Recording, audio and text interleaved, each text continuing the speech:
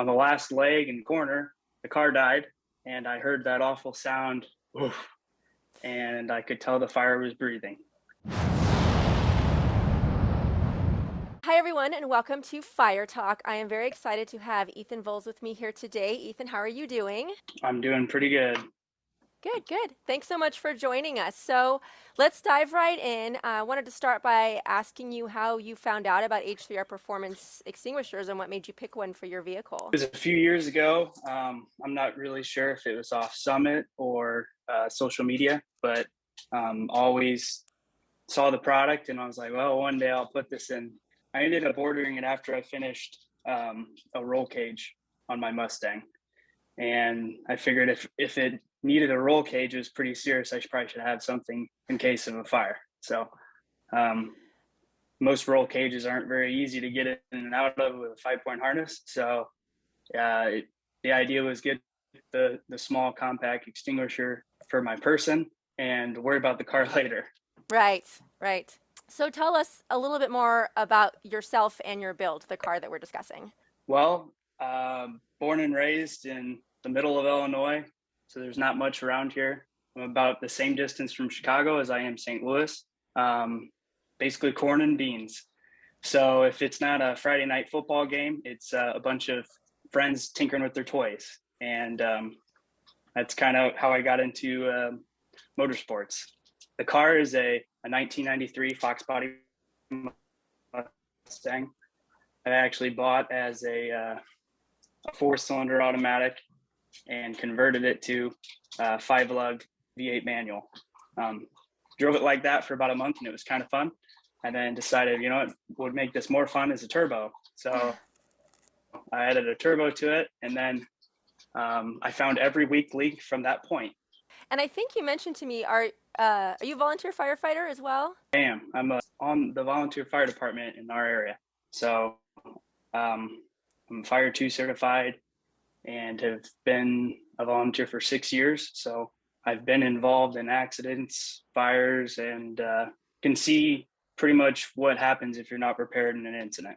That leads us to talking about the fire, because the whole reason we're having this conversation is because you had a fire and you had to use it. What happened and how did that go? Unfortunately, I had a little bit of a thermal event.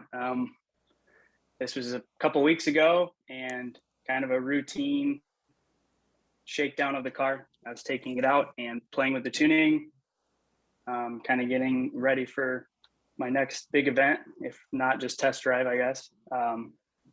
At some point, the blow-by breather on my valve cover came off.